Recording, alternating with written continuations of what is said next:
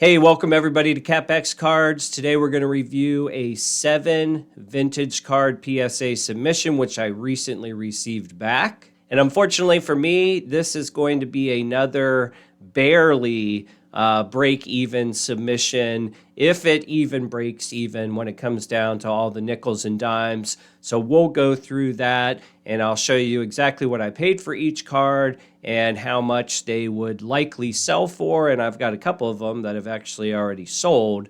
So we'll go through the math on the whole thing. Now, the original concept with vintage cards for me was not only was I more familiar with them, cards from the 70s, 80s, and so forth, but also the lower grades of these cards, just say PSA 8s, for example, have just as much upside as like a PSA 10 in many cases for the modern cards. So that's why I kind of put my energy into this vintage card run. However, what's becoming quickly apparent is that it is very, very, very difficult to find these vintage cards, even 70s, 80s cards, in really PSA gradable condition. So when I'm scouting cards from the 70s and 80s, I understand that they are not PSA 10s, right? I don't submit them hoping to get a PSA 10. I submit them based on what I paid for, in some cases to get 8s,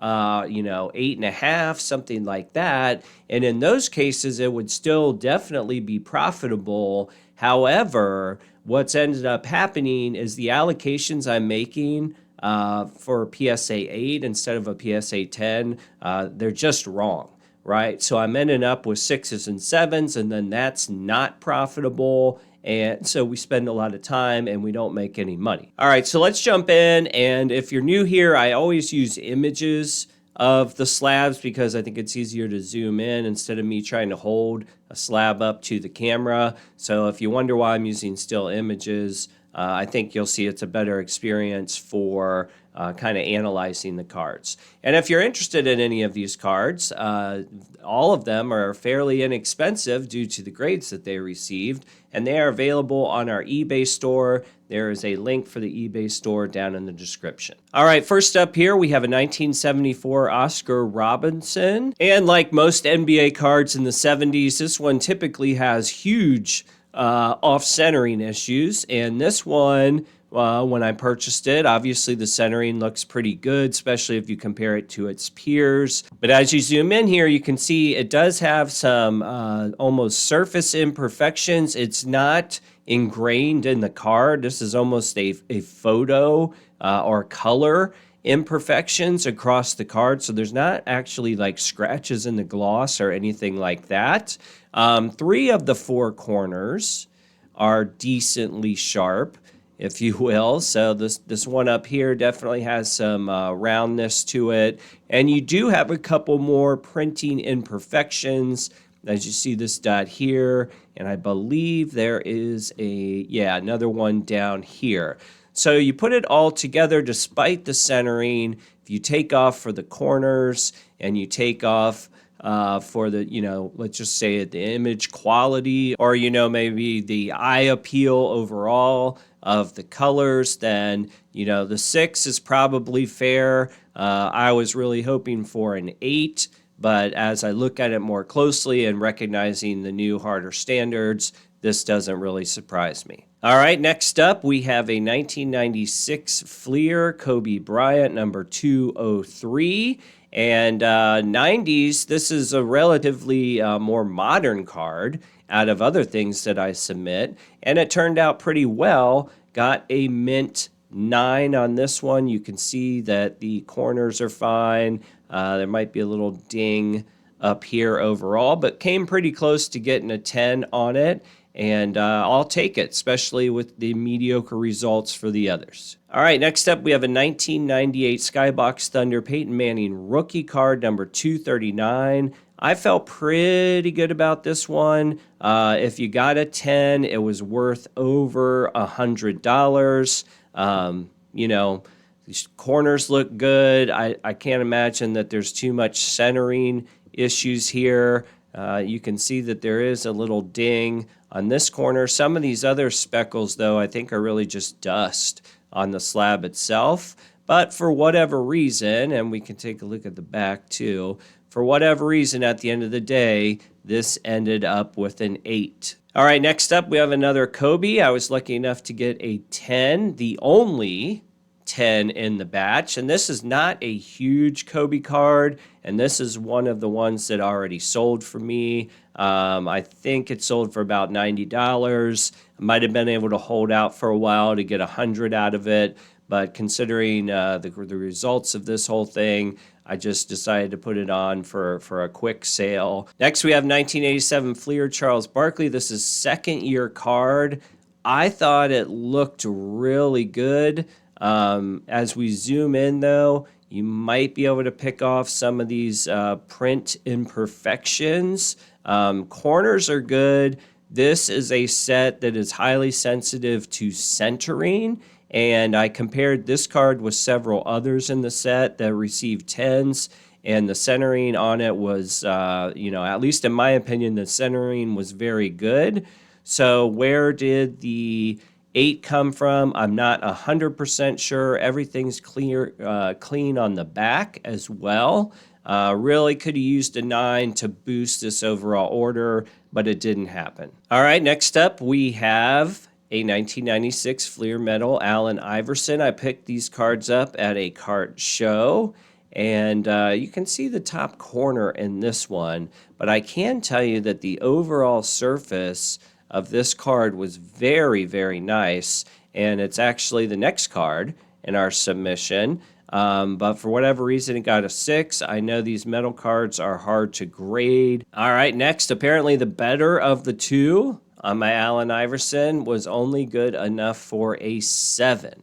So 2 cards submitted that, at least when I looked at them, I thought they were very, very nice. No surface problems, pretty good corners. On magnification, I could say these corners maybe aren't the sharpest as I look at this one down here and down here. So maybe a better inspection on my part would have helped with some of this. But, overall, a 7 and a 6 for 2 of these. I can say that I was disappointed in that. All right, let's look at the math. Oscar Robinson, 1974. It cost me $16 plus $25 to grade. Total cost of $41. Graded out a 6. It will likely sell for about $30. Here you can see that if it were a PSA 8, then it would have been plenty in the green. However, it fell woefully short of that, so at the end of the day, it'll almost certainly be a net loss. The 96 Fleer paid $20, grading's $25, so total cost of $45. It will bring in, that was the one that got a 9, by the way. It'll bring in maybe $79, certainly not without fees, though, so that will be, just barely a positive. Charles Barkley, purchased for 12, grading equals 37. I got an 8, and I actually did sell the Barkley after eBay fees for $27, so there's an L on that. Talked about the Peyton Manning, purchased that 13 plus grading equals 38. Got an 8 on it. If I, hopefully I net 20 off of it, which will be a net loser. Kobe Bryant Fleer, the one winner out of the whole bunch. Turns out I own that card, so I didn't have to pay for it, or at least, I didn't have to buy it off eBay. Grading fee of $25. I got the 10. The net sale after eBay fees for a $90 sale was $76. So that's the positive in the group. We talked about the Iversons.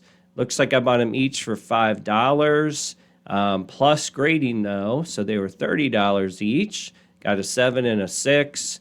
Hopefully I get $10 or something, or maybe I just sell them as a lot of 2 and kind of scrape some money back. But there's no way, if I spent $60 to have both of them graded, there's no way I'm getting all that money back. All right, so quick thoughts on my last few vintage submissions. basically anything prior to 1990.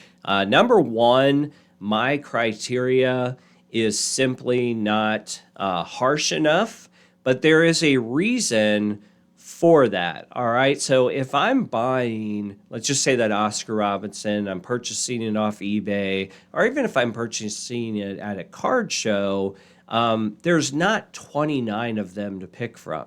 Right. So if I see the Oscar Robinson, in that particular case, it looks like I paid $16 for that card. And $16 for a 1974 Oscar Robinson is really not that bad of a price, but it's not, the card itself was not good enough to grade in general. So I accept responsibility for that. Me dreaming that that was going to sneak through and get an 8 somehow was probably wrong, and I needed to look more closely at the card.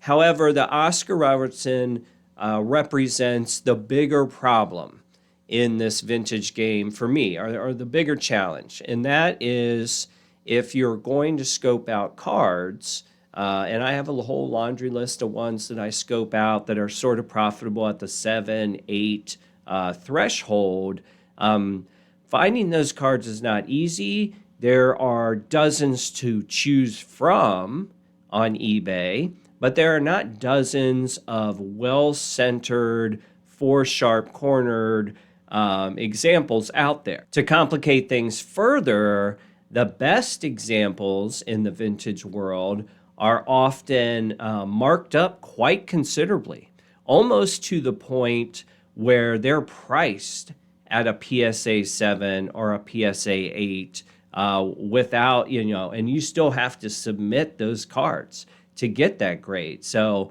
the vendors on eBay who have really nice, crisp vintage cards, their raw copies are priced at PSA 8 type levels, if not higher.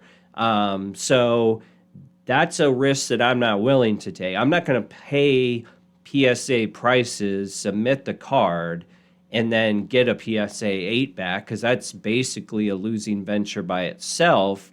So to find the more affordable ones, typically, unless you can snag a win at an auction, it's just too hard to find at the lower price points that make sense. Now, ultimately, for me, I have, I think, 3 more vintage type orders in with PSA, but effective right now, I am looking at more modern cards, particularly heading into baseball season of next year is a lot of what I've been scouting right now. Also, potential NFL draft picks, notable NFL draft picks with Bowman Chrome U, trying to see, can I pick off some auctions there and find cards to grade. And I guess the refreshing thing of looking at those cards is while they do require analysis of centering, corners, etc., in most cases, the bad day is going to be a PSA 9, which just puts you right back at sort of raw plus cost, depending on who it is. So I'm really examining cards from an upside standpoint, heading into baseball and the NFL draft. That's where my mind is right now. We'll see how some of these other vintage submissions that I already have out at the factory, we'll see what happens when those come back. I also did a recent vintage submission to SGC just to mix it up a little bit since I've been having such poor results. But, at the end of the day, when I say poor results, I accept the bigger part of the responsibility because the stuff that I'm sending in that I was targeting, not 10s, right? I was targeting 8s, 9s. In hindsight, a lot of those aren't really as close as maybe I thought they were when I sent them, and that's part of the learning curve. Ultimately, it's just a matter of finding the groove of at least profitability, which I have not yet found. All right, guys, hope you enjoyed this video. Don't forget to like, subscribe. A link to the eBay store is down below. Let me know what your experience with vintage cards has been, particularly here this year. Since grading standards have increased, I would love to hear it. Hope everybody's doing well. We'll see you on the next video.